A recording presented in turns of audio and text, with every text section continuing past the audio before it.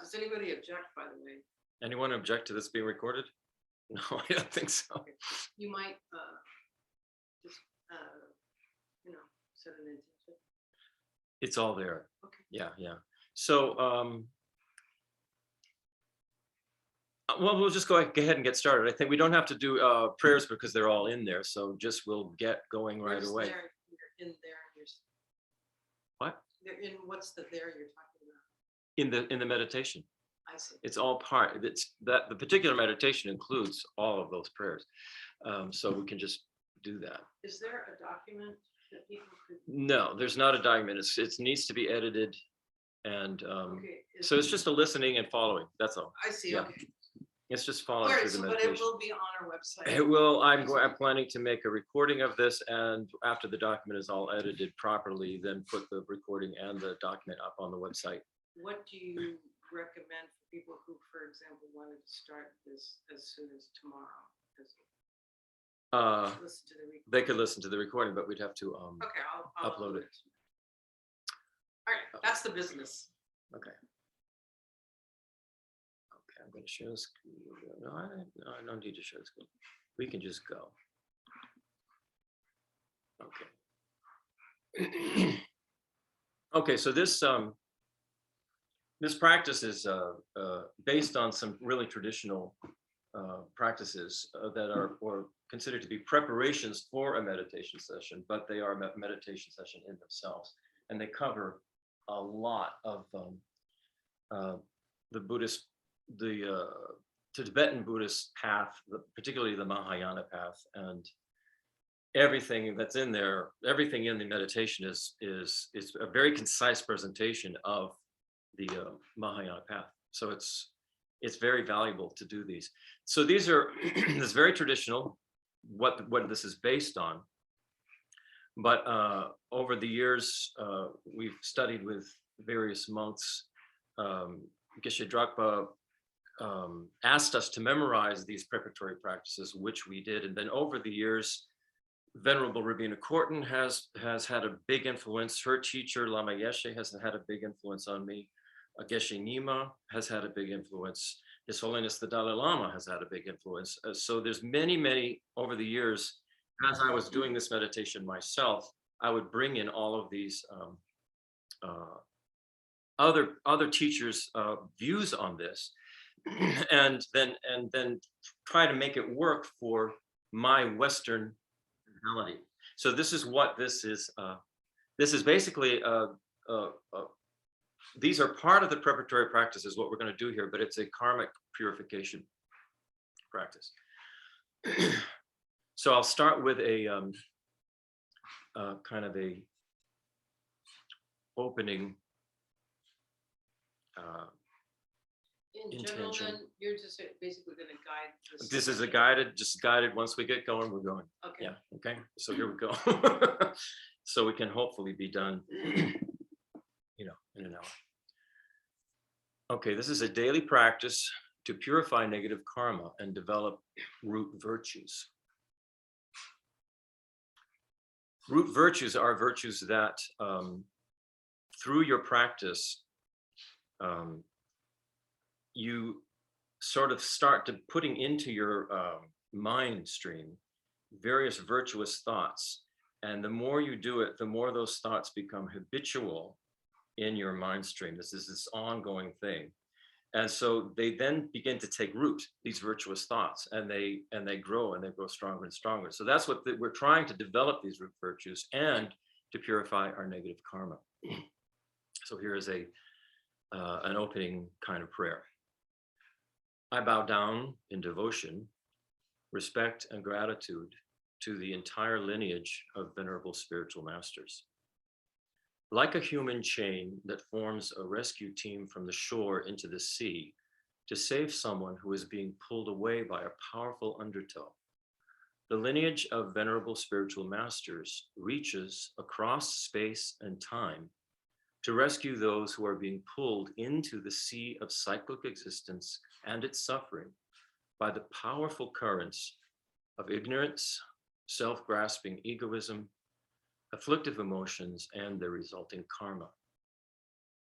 May every sentient being take the hand of a living spiritual master who directly reaches out to them, and through the strength of that master's connection to the unbroken chain of their lineage, be brought surely and safely to the shore of enlightenment. Before we begin the meditation, I think it would be really helpful to clarify a few terms. I think many of us have an idea of what these terms mean, but I want to make sure everybody's on the same page with this so that we understand. So I'm going to start. It's basically Buddha, Dharma, and Sangha. So the Buddha, here's the term, and a clarification of this term, Buddha, the name. In the ancient Indian languages of Sanskrit and Pali, Buddha means awakened, enlightened, one who has achieved perfect knowledge of all that can be perceived or grasped by the mind. The first syllable, Buddha, refers to awakening from the deep sleep of ignorance and implies the total eradication from one's consciousness of everything that arises from that ignorance. All ego self-grasping, all fear, all craving, desire, all neurosis, all anxiety, depression, anger, jealousy, low self-esteem. In short, the utter uprooting of all afflictive emotions. The second syllable, Da, refers to a mind that has blossomed like a lotus flower to the knowledge of all things, and implies the development to perfection of all the positive qualities: love, kindness, joy, compassion, wisdom, self-confidence, patience, generosity. A Buddha is not an all-powerful creator God, nor a substitute for one, but has found from direct experience that afflictive, counterproductive states of mind are not central nor foundational to our nature. They are adventitious. They are not an essential part of who we are, and therefore can be removed. According to Mahayana Buddhist philosophy, there are many beings who have achieved enlightenment or Buddhahood. All have infinite awareness, understanding, and insight. All work for the benefit of sentient beings who have not yet awakened from the deep sleep of ignorance and are suffering the effects of their negative actions triggered by their afflictive emotion. For the purposes of this meditation, when the term the Buddha is used, it refers to Shakyamuni Buddha, the historic Buddha of our current age, who lived in ancient India circa the 5th century BCE. Dharma. Dharma mainly refers to the combined path of method and wisdom we must study, understand, practice, and gradually realize in order to achieve total liberation from suffering and attain complete enlightenment. The literal meaning of the word dharma refers to something that holds one back from committing any form of harmful action or negative karma to oneself and others, enabling all forms of one's virtuous actions or positive karma to take root and grow into the fully enlightened fruition of loving kindness, compassion, and omniscient wisdom. The Buddha's entire teachings are considered dharma. And Sangha. Sangha is a Sanskrit word meaning assembly or community. In our current usage in the West, Sangha has different meanings on different levels according to what kind of community the word is referring to. For the purposes of this meditation, Sangha denotes what is called the Arya Sangha or Noble Sangha. These are Buddhist practitioners, lay or ordained, who have achieved very high levels of realization on the combined path of method and wisdom, resulting in their liberation from cyclic existence and its sufferings. In Mahayana Buddhism, they are called Arya Bodhisattvas, noble awakened beings, who have resolved to attain Buddhahood for the benefit of all sentient beings. They have not yet attained the complete enlightenment of Buddhahood due to subtle obscurations to omniscience, which still must be removed from their minds through the path of meditation. Okay, so now we will just go through the posture, and here we go. Sit in a comfortable position on a cushion or a chair with your spine straight. If you can, sit in the following 7-point posture. You can sit cross-legged, or you can also sit in a chair with your feet on the floor. Sit up straight with your chin tucked in so your entire spine is aligned. Place your hands resting below your navel in what's called the Jana Mudra, with your right hand resting on top of the left, palms facing up, and the thumb tips touching one another. You can also place your hands palms down on your knees if you prefer that. Let the tip of your tongue gently touch the upper palate near the back of your front teeth. Keep your arms relaxed with the elbows off the ribs. Open your eyelids slightly and gaze downward. Breathe naturally through your nose. In this posture, spend a minute or so clearing your mind by single-pointedly focusing on your breath at the exact spot where it comes in and goes out of the nostrils. This will help direct your mind toward a neutral state.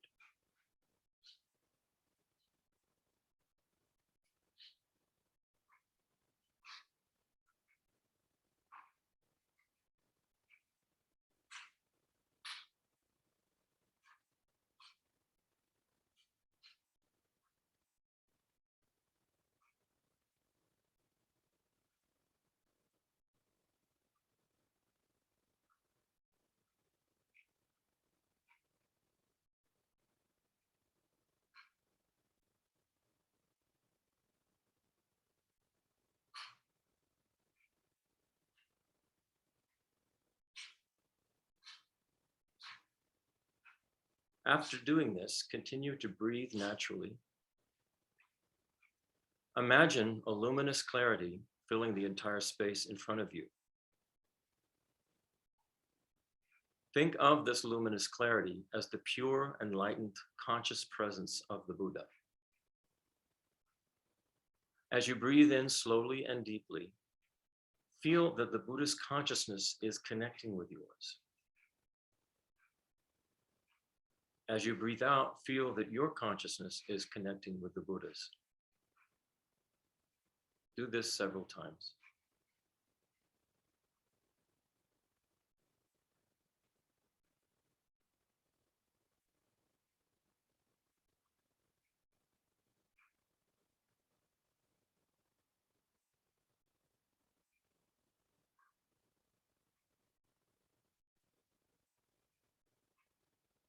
Now, as you breathe in full, deep breaths, think that you are inhaling pure, blissful energy from the Buddha.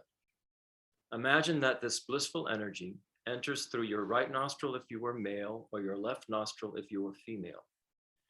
As you exhale fully, imagine that all your impure attachment energy, your clinging desire, emotional neediness, and lust, exits through the opposite nostril, dissolves, and completely disappears. Do this 3 times. Blissful energy in, attachment energy out.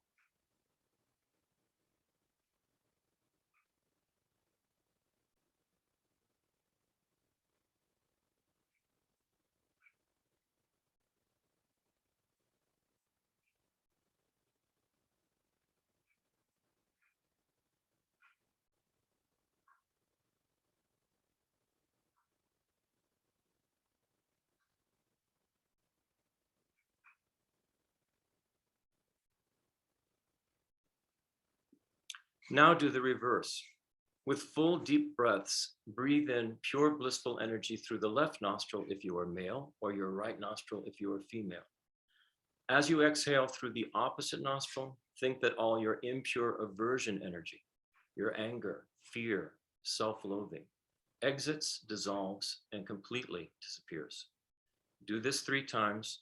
Blissful energy in, aversion energy out.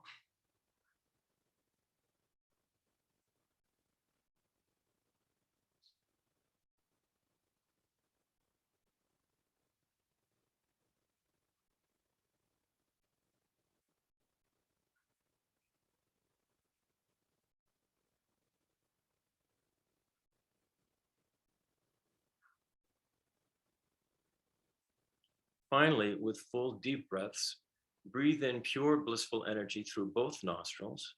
And as you exhale through both nostrils, think that all your impure ignorance energy, confusion, misunderstanding, wrong views, exits through the crown of your head, dissolves, and completely disappears. Do this 3 times. Blissful energy in, ignorance energy out.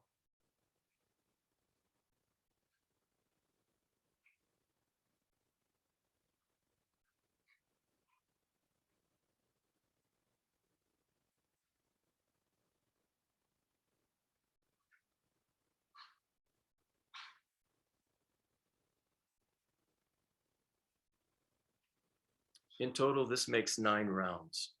Return to breathing naturally. Imagine your spiritual teacher, your guru, now appears in front of you in the aspect of the Buddha, seated at the center of a variegated, multicolored lotus. If you don't have yet a personal relationship with a qualified guru, think that the Buddha appearing to you is your guru. The Guru Buddha emanates light rays brighter than the sun that extend in every direction. Imagine that you are surrounded by sentient life forms of infinite varieties throughout every realm of cyclic existence, all appearing in human form.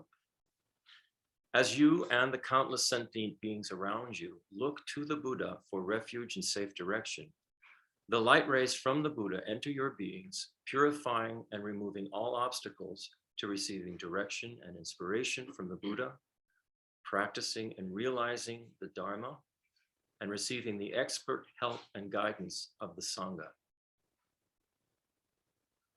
Imagine how wonderful it would be if you and all sentient beings had happiness and its causes, were free from suffering and its causes, were never separated from the perfect joy that comes with complete liberation from the sufferings of cyclic existence, and abided in equanimity, free from feelings of attachment and hostility, nearness and distance. With your hands pressed together at your heart, cultivate the boundless altruism of bodhicitta in the presence of the Guru Buddha as you think, I will work to make this happen. I will cultivate the immeasurable love that works to bring all sentient beings happiness and its causes. I will cultivate the immeasurable compassion that works to free all sentient beings from suffering and its causes. I will cultivate the immeasurable joy that delights in the perfect happiness of all sentient beings. And I will cultivate the immeasurable equanimity that works to free all sentient beings from self-centered feelings of attachment towards some and hostility towards others. Humbly and earnestly, I ask you, my Guru, and all the Buddhas and Bodhisattvas, through the transformative power of your blessings, inspire me to accomplish this. May I attain complete Buddhahood as swiftly as possible for the sake of all sentient beings. Purifying energy permeates your entire being. The Guru Buddha moves toward you while becoming smaller and smaller, coming to the center of your forehead and dissolving inseparably into you. Imagine your mind and the Guru Buddha's mind become of the same nature. Then imagine the arising of unchanging bliss within your entire being. Remain in this state of immutable bliss for a brief period.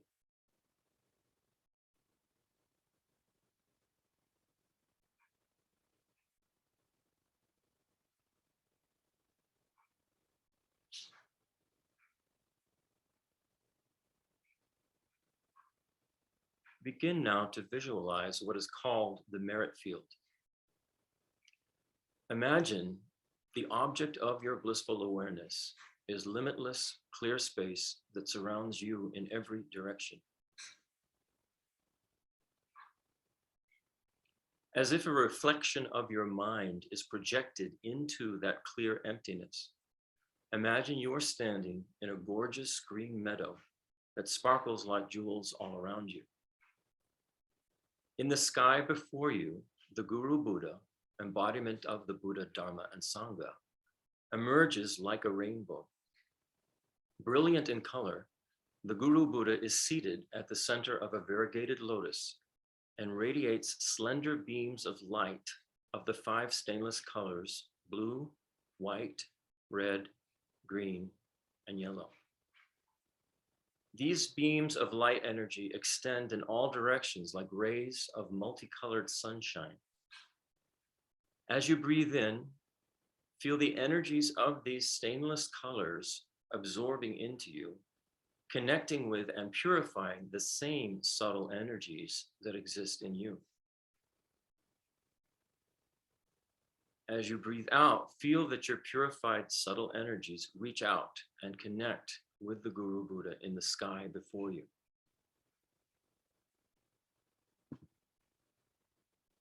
Stretching out on either side of you, imagine yourself at various stages of your life, from your earliest memories of childhood to your adolescent and teenage years, young adult, and so on up to the present.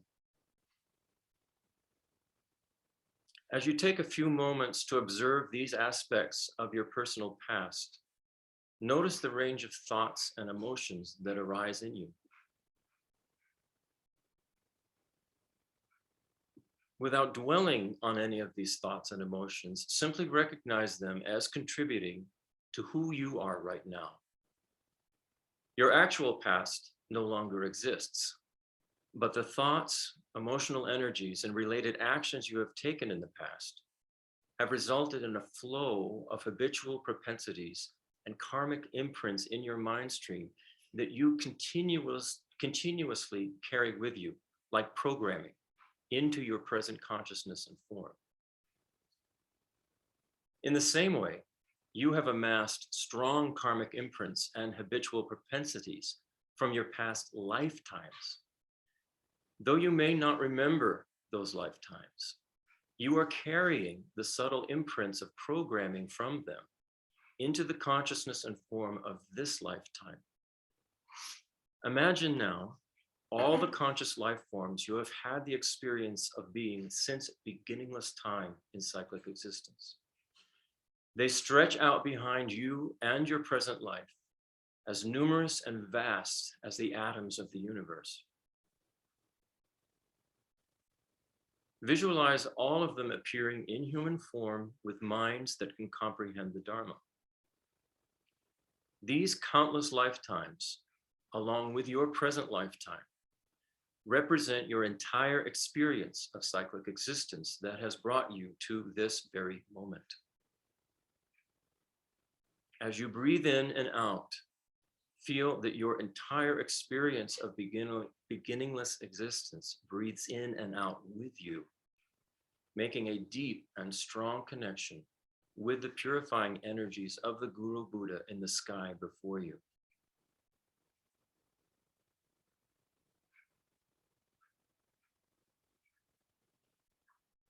You and your beginningless history of existence are representative of all sentient beings.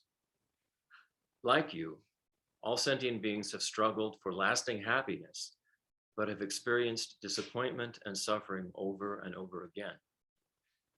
With this clear recognition, generate compassion for them as well as yourself.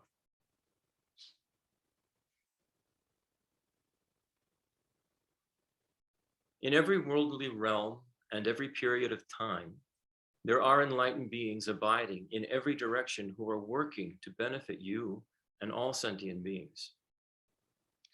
Your guru, who is in the aspect of the Buddha before you, is the representative of these enlightened beings for you and holds their lineage. Now, as you look upon the Guru Buddha, all of these transcendent enlightened beings, however many and wherever they exist, emerge from the Guru Buddha, magnificently filling the sky in luminous clouds in front of you. Slightly below and in front of the Guru Buddha are the spiritual masters and teachers with whom you have had beneficial connections in the past, seated on clouds and appearing to you in the glorified form of highly realized bodhisattvas. The first limb of the 7-limb puja that we are now going to do is called Homage and Prostration. This is done in an attitude of joy, gratitude, and praise. It is a remedy for the ego's utterly mistaken sense of separateness and the destructive self-centeredness that arises as a result.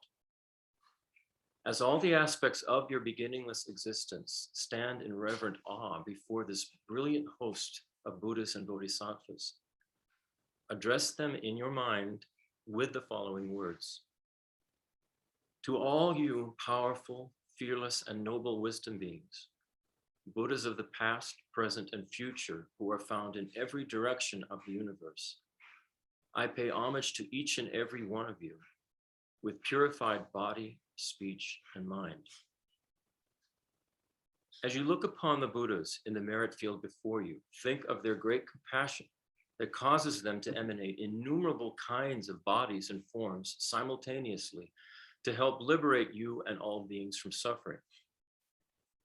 Think of the far-reaching effects of their speech and the boundless levels of beneficial communication these magnificent beings are able to express. And think of their pure minds of infinite awareness, understanding, and insight that enable them to help you and every sentient being in ways that are appropriate to each one of you. Praise their enlightened qualities with your body, your speech, and your mind. Feel a bond of connection and gratitude as you and your entire beginningless existence prostrate before them with great joy. Know that it is in dependence upon the help and guidance of the gurus, Buddhas, and Bodhisattvas that you will attain the purified body, speech, and mind of a Buddha to benefit all beings. The second limb of the seven-limb puja is offering. Offering counteracts the ego's delusional sense of neediness, scarcity, and selfishness. Imagine offering your experience of the most beautiful objects of your senses to the beings in the merit field. Could be fragrant flowers, soft breezes, exquisite music, the pleasure of companionship, breathtaking landscapes, or the vast and starry cosmos. Whatever objects of your physical and mental senses that elicit pure positive emotions in you. Imagine that you and your entire beginningless existence present oceans of clouds of these blissful offerings, wave after wave, placing them all before the enlightened beings in the sky. Mentally transform all these offerings into pure positive energy, luminous like rainbows. Imbue these clouds of blissful energy with 4 supreme offerings. These are your intentions to uphold the Dharma, to put your Dharma studies into daily practice, to accumulate positive potential and merit through your daily practice that will take root and grow as your virtue, and to generate and develop bodhicitta, the awakened mind that holds the altruistic intention to attain complete enlightenment for the benefit of all sentient beings. There can be no better offerings than these 4. The third of the 7 limbs is called confession. Acknowledging and admitting the harm our negative actions cause to ourselves and others helps to counteract what are called the 3 powerful poisons of attachment, aversion, and ignorance. All of our afflictive emotions involve unhealthy mixtures of these 3. We are not accustomed to purposefully and meaningfully acknowledging the disturbing nature of our negative actions and their consequences. Typically, we try to justify them or put the blame for them onto some other entity, or sink further into afflictive emotions such as guilt and depression, or simply try not to think about our negative actions and hope they'll go away. This is due to our lack of fully understanding how karma works. When we understand the subtlety of the karmic laws of cause and effect, we will avoid committing even the smallest harm. Negative actions generally have no good qualities at all, but they do have the property that they can be purified. In fact, the great spiritual masters say there is no negative action that cannot be purified. In order to remove the seeds of our negative actions before they can grow into full-blown suffering, we use a set of what are called the 4 opponent powers. An easy way to remember these is to think of them as the 4 R's: regret, reliance, remedy, and resolve. The opponent power of regret. If we have this opponent power in relation to a negative action we've done, we will also refrain from doing that negative action again. We must know about the karmic laws of cause and effect for this to happen with any force.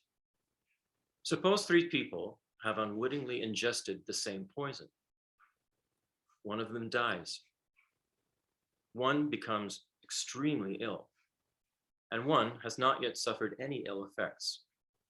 This last person will have powerful regret down to their bones that comprehends the emergency of the situation they are in, immediately taking whatever action they can to get the poison out of their system. They'll be determined to never make the mistake of ingesting that poison or anything like it ever again.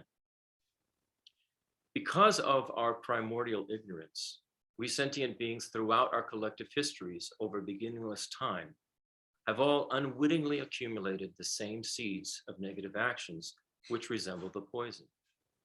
These harmful actions have propelled us into the situation we currently experience, a cyclic existence of birth, aging, temporary happiness, dissatisfaction, sickness, temporary suffering, and death.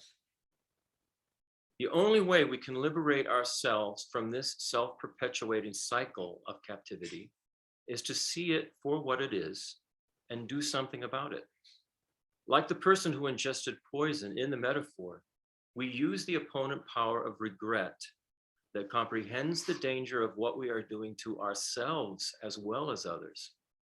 For our own sake and others, it is essential that we refuse to follow, obey, or recognize the ruinous wrong views and habits of delusional self-grasping that continue to hold us captive. This goes to the very heart of what Buddhism calls renunciation, and regret is an essential part of the process. Without justifying or blaming or feeling guilty, take a moment now to recall an action you have done that has been disturbing to your peace of mind. Recognize that this action of body, speech, or mind arose due to one or more of the following 3 reasons. 1, you felt you lacked or needed a particular object of your desire and manipulated ways to get it in order to be satisfied, which resulted in an action of afflictive attachment. Or 2, something or someone disturbed or threatened either you or that which you consider to be yours, which took you out of your comfort zone, triggering anger or anxiety in you, which resulted in an action of afflictive aversion. Or 3, you engaged in an action of body, speech, or mind without mindful attention to that action's potential for harm, which led to an adverse result due to afflictive ignorance. Understand that this action you took under the influence of attachment, aversion, ignorance, or a combination of them is functioning like a poison in your psyche. Left unchecked and unattended, the active, subtle karmic imprints or seeds of this poisonous action are adhering to the continuum of your subtle energy, body, and consciousness, conditioning you to establish habitual patterns of similar harmful behavior that will sooner or later result in a personal experience of physical or emotional suffering related to the disturbing action you engaged in. Recall the person in the metaphor who unwittingly ingested poison. That person is all of us. With the enlightened beings in the merit field before you and your entire beginningless history as witnesses, develop powerful regret down to the core of your being that recognizes the poisonous nature of your negative actions imprints on your consciousness and form. Determine now to take the necessary actions to purify your mind stream of this poison. The opponent power of reliance. It is important to recognize exactly who or what we are relying on for purification when we acknowledge our negative actions. Because our consciousness accumulates the seed-like imprints of a negative action in relation to a particular basis, The purification of that negative karma relies on that same basis. Just like when we fall on the ground, we rely on the ground to get up again. So as we commit negative actions in relation to either enlightened beings or sentient beings, we rely on them as the basis for purifying those negative actions. Once again, imagine you are looking upon the radiant Guru Buddha surrounded by countless Buddhas in the merit field before you, and address them with the following thoughts. All you powerful, fearless, and noble Buddhas of the past, present, and future, please hear me. Enveloped in the darkness of ignorance, I have unwittingly been caught in an iron-like net of self-grasping egoism. Driven by the delusional needs and desires of a perceived inherently existing I, my consciousness and form have been conditioned and shaped by compulsive, habitual negative propensities, strongly binding negative karma to me, which is so hard to undo. As a result, I've been born and reborn in a boundless cyclic existence of repeated dissatisfaction, grasping to get what the perceived inherent I wants, and suffering what the perceived inherent I doesn't want. Now, in your presence, I earnestly ask for your guidance. Help me to traverse the path to enlightenment and complete happiness for the sake of all sentient beings. I will faithfully follow your guidance.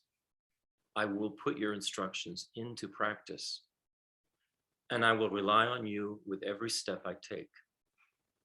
Please bless and protect me, and may your blessings and protection be with me and every sentient being always. The wisdom beings in the merit field hear you, and it is their purpose and intention to help you. Now, turn your thoughts to all sentient beings, friends, enemies, strangers, humans, and non-humans. Usually, we feel compassion for those we perceive to be innocent victims and aversion toward those we perceive to be malicious perpetrators. This is an unstable view based in ignorance. All sentient beings since beginningless time have been both perpetrators and victims over and over again. No matter who or what they are, or the harm they may or may not have done to others or yourself, or you to them, as sentient beings, they have become overpowered by ego self-grasping and karmic conditioning, just as you have. Just like you, they want to be happy and don't want to suffer. Just like you, ignorance and confusion about the nature of reality has blinded them with delusional, mistaken views about the nature of self and phenomena. They have been trapped in the suffering ocean of cyclic existence like you have. Many have lost their way completely in the depths of its darkness. Their unspoken call for help is the same as yours. Remember, the very reason for becoming enlightened is to help all sentient beings uncover their own potential for enlightenment and to achieve it. This will bring true and lasting happiness to them and you. For this reason, with a courageous heart, bring all sentient beings to mind as you think the following. May the awakening aspiration to develop unbiased, other-centered, great compassion and loving kindness toward every sentient being take root and begin to grow in me. May this aspiration increasingly grow stronger with wisdom, motivating me with enthusiasm and perseverance to reach the fruition of complete enlightenment, so I can actively and meaningfully help all sentient beings achieve their potential for supreme happiness. From the basis of this awakening aspiration of bodhicitta, pathways of consciousness will develop in you that will ultimately lead to great compassion, profound wisdom, and the fruition of complete Buddhahood. As we work with these two powerful bases of reliance, enlightened beings and sentient beings, the two wings of wisdom and compassion will become stronger and stronger in us, enabling us to achieve higher and higher levels of realization that will lead us toward an unimaginably beautiful destiny of wisdom, love, and bliss. The opponent power of the remedy. This opponent power refers to the actual means or opposing force by which we can purify our mind stream and subtle energy body of the poisonous karmic imprints or seeds that have taken root because of our regrettable negative actions. Any virtuous action of body, speech, or mind done in relation to enlightened beings and sentient beings for the purpose of purifying some negative action we have done in relation to them is an example of this opponent power. This includes actions such as reciting confession sutras, mantras, making prostrations and offerings, and meditating on emptiness. If you engage in some virtuous act, even reciting a simple prayer a number of times in order to purify some negative action, this action then becomes the application of the remedy. In addition, the profound wisdom of the omniscient mind of Shakyamuni Buddha has given us 10 powerful remedies, 3 of actions of body, 4 of speech, and 3 of mind that can be immediately practiced at our current level of understanding and ability on a daily basis. The far-reaching power and purifying force of these remedial actions should not be underestimated. As we habituate ourselves over time to the following 10 actions of body, speech, and mind, we will remove the obstacles that are blocking our realization of love, happiness, and insight. They are: 1, save and protect the lives of others. Do this when you can, even with the smallest insect. This will help purify your mind stream and subtle energies of the poisonous imprints that have resulted from killing or having physically harmed another being in the past. 2, be generous and unselfishly giving. This will purify the karmic imprints of stealing, being stingy, or having taken what doesn't belong to you. 3, be harmless in your sexual conduct. This will help purify the poisonous karmic imprints of sexual misconduct. 4, speak honestly to others. Always do this in a way that is helpful. This will purify the ruinous karmic imprints of deceitful, manipulative lying. 5, use agreeable, inclusive speech. This purifies the negative karmic imprints of creating discord through divisive speech. 6, speak with supportive and encouraging words. This purifies the poisonous imprints of speaking with harsh and insulting words. 7, speak with purpose and mindfulness. This purifies the negative imprints of endless idle talk and chit-chatter that has no actual purpose or value. 8, develop an appreciative mind.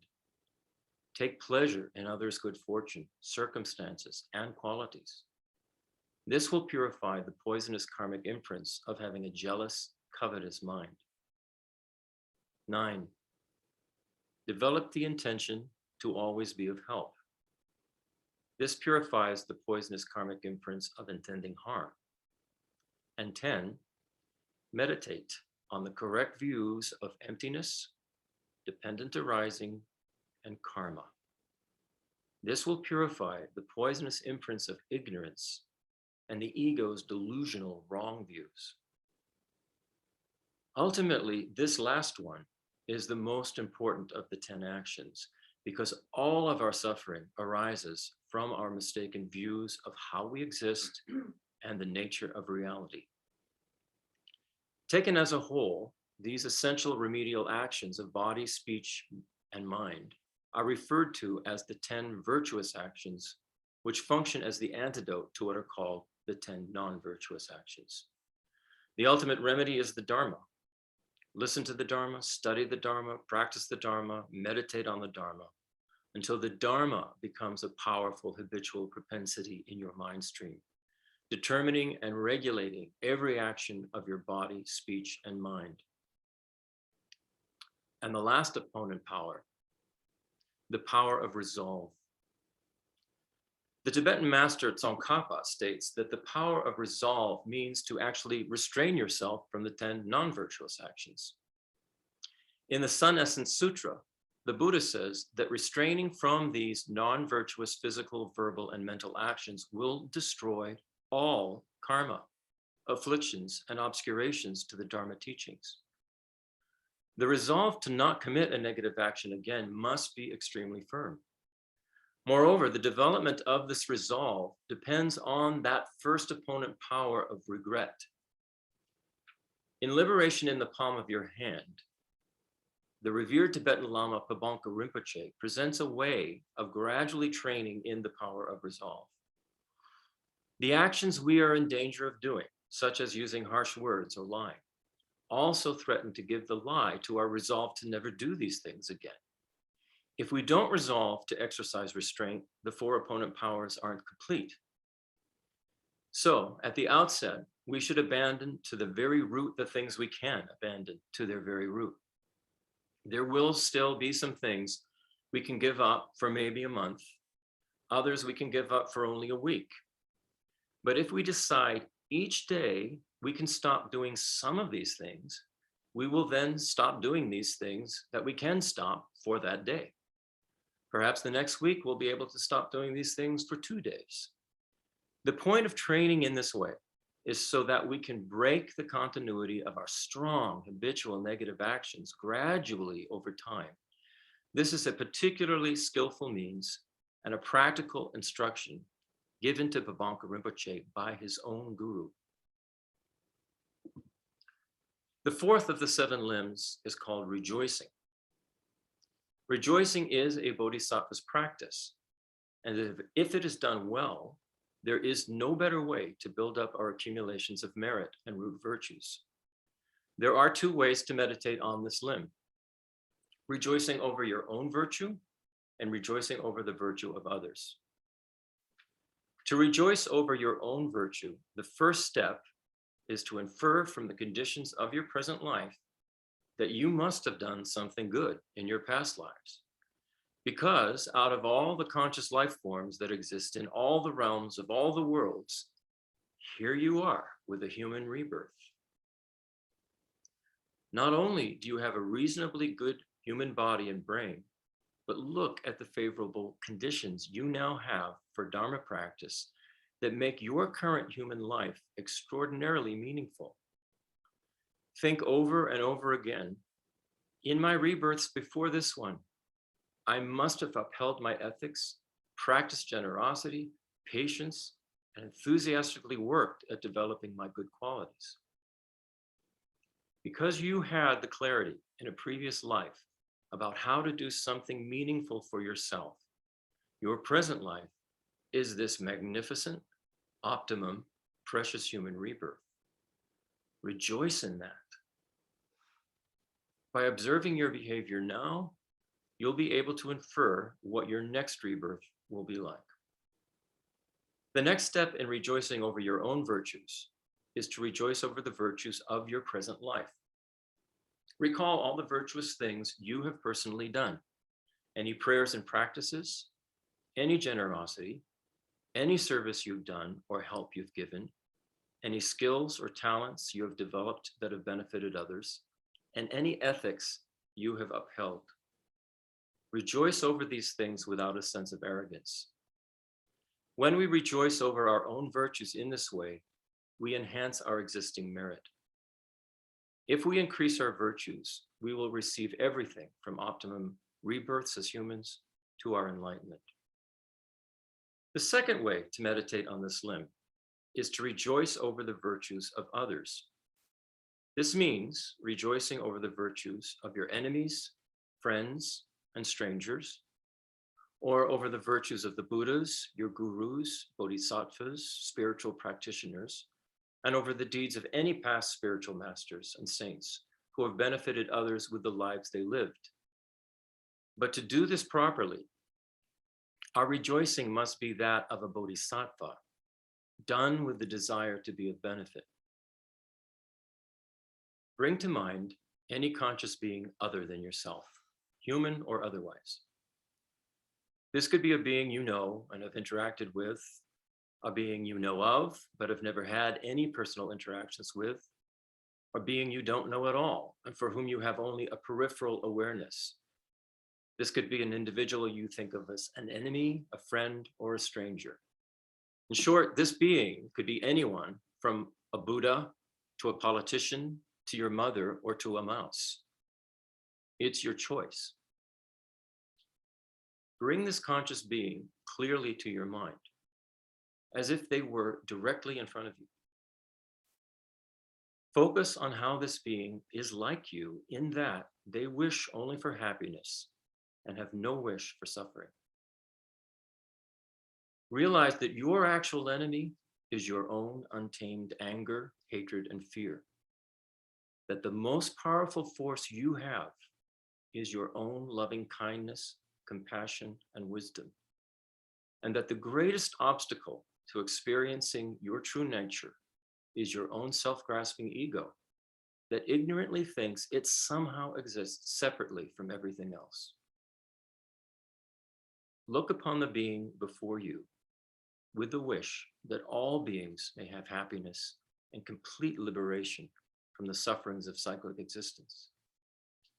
That all beings' virtuous qualities have no decline but increase forever, and that the precious awakened mind of enlightenment not yet born in all beings arises, grows, never declines, and increases forever.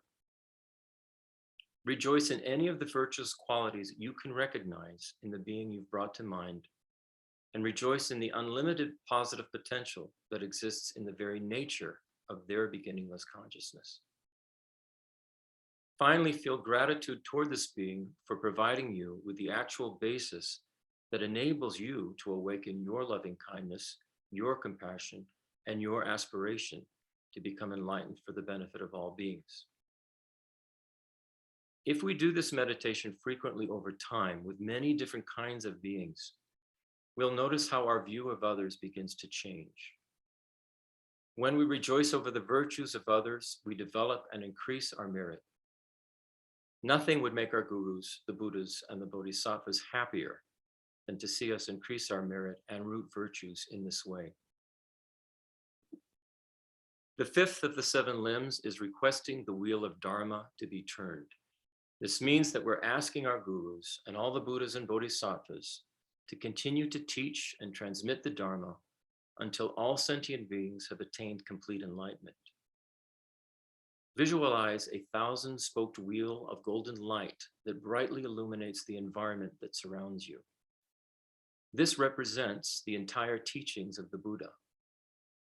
Offer this wheel of Dharma to all of the beings in the merit field as you and your entire beginningless existence make this request of them. The beings in the merit field agree to turn the wheel of Dharma.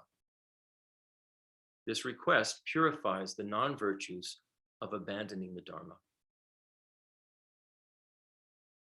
The 6th of the 7 limbs is petitioning all the beings in the merit field to stay until cyclic existence comes to an end.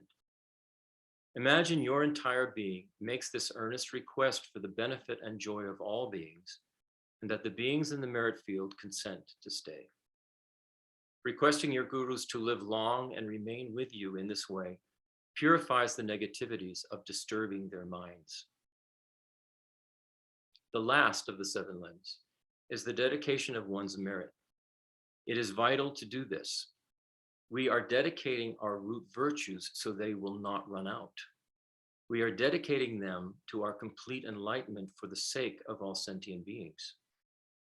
Just as a drop of water poured into a great ocean will not disappear until that ocean runs dry, so too will virtue dedicated to complete enlightenment for the benefit of all beings remain until enlightenment is attained. Our root virtues are like the drop of water. The root virtues of the victorious beings in the merit field are like the ocean. We mix our root virtues with theirs when we dedicate them, So these virtues will remain securely with them until we and all sentient beings have reached the complete happiness of liberation and enlightenment. Make the dedication with the following thoughts. Whatever small amount of virtue I've accumulated from prostrations, offering, confession, rejoicing, requests, and petitions, I dedicate it all to my enlightenment for the benefit of all sentient beings. It is only through the kindness of my gurus that I have met the peerless teachings of the Buddha.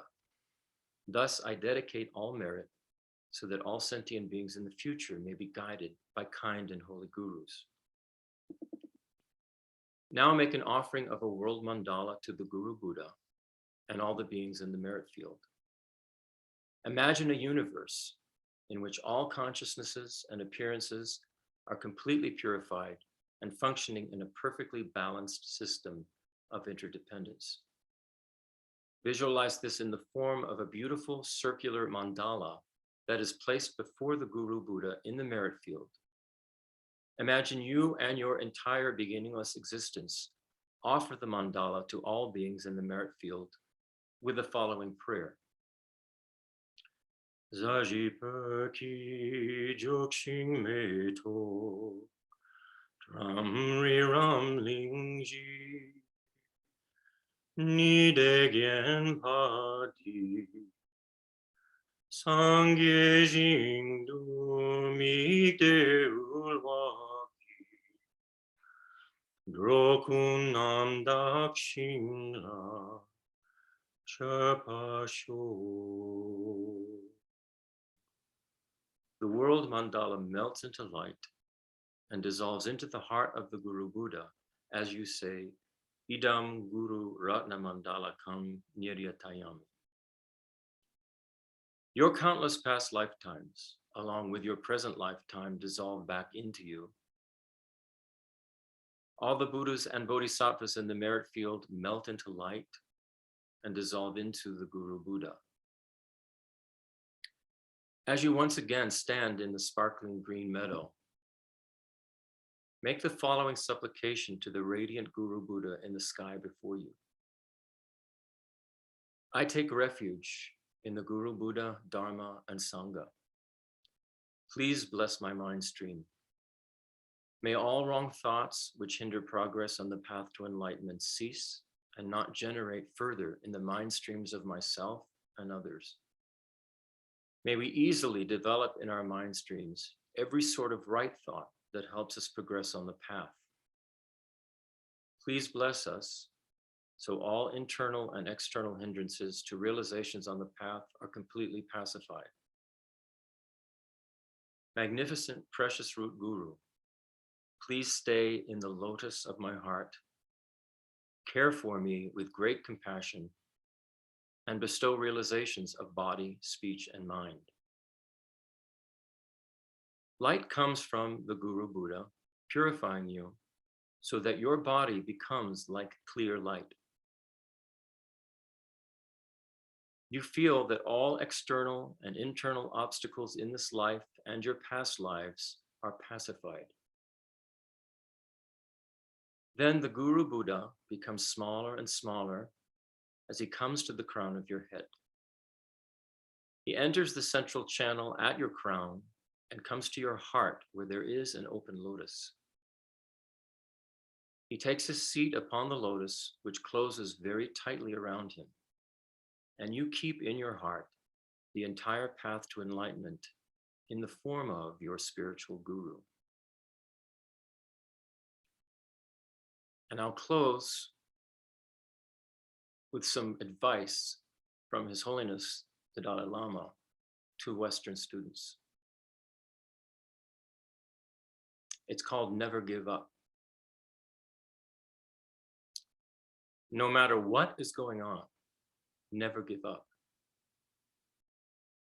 Develop the heart, be compassionate, not just to your friends, but to everyone. Be compassionate. Work for peace in your heart, and in the world, work for peace. And again, I say, never give up. no matter what is happening, no matter what is going on around you. Never give up. And that ends our meditation. That was wonderful, Christopher. Thank you. It's really just the teachers to thank, really. Just trying to put it in a way that will work for all of us. You did a fabulous job. Thank you, thank you, thank you. Thank you. So my intention is to edit this, get it right, post it on the website, and then actually make a recording so that if you chose to, you could use it as a morning meditation. As you saw, it took about a little under an hour, actually, if you go to the beginning talk. Over time, what would happen, and this is what happened with me as I had memorized this, over time, you won't need the recording anymore. And over time, you will sort of make your own version. It will be correct, but it will be your own version with your own personal additions to this. And I find it to be extremely powerful. You can, when you know this very well, you can do it much more quickly. And then you can go to another type of meditation that you want to work on. Right. Well, thank you. Have a wonderful day, everyone. Yeah. Thank you. Hi, everybody. Thank you so much. I'm in my car out at the river park, but I had to stop where I could, get reception. And it was just so beautiful, and it's so good to be with you all. So I'm very grateful. I'm so happy to see you, Merritt. Yeah, so happy to see you guys. Take care. See you. Yeah. Okay. Hey, we'll go get Roxanne. Yes. My camera isn't working today, but I really did enjoy the meditation, and I'm looking forward to that recording because I think it's going to be very, very helpful for me. Great. So, okay. Thank you so much. Oh, did you have time to listen to Michael Bublé's version of the? Yes, I did. Oh wow, yeah, you're right. It's pretty catchy. I said I gotta listen to this after what Roxanne said. I know. Well, now you've experienced Spider-Man the light. Kind of like, invaded our brain for a few days. Yeah. I was singing it around the pool when I was cleaning the pool. Well, He's great. I'm glad I could be of service. Yeah, thanks, Roxanne. All right. Take care. Okay. Bye now. Okay. Bye, everybody.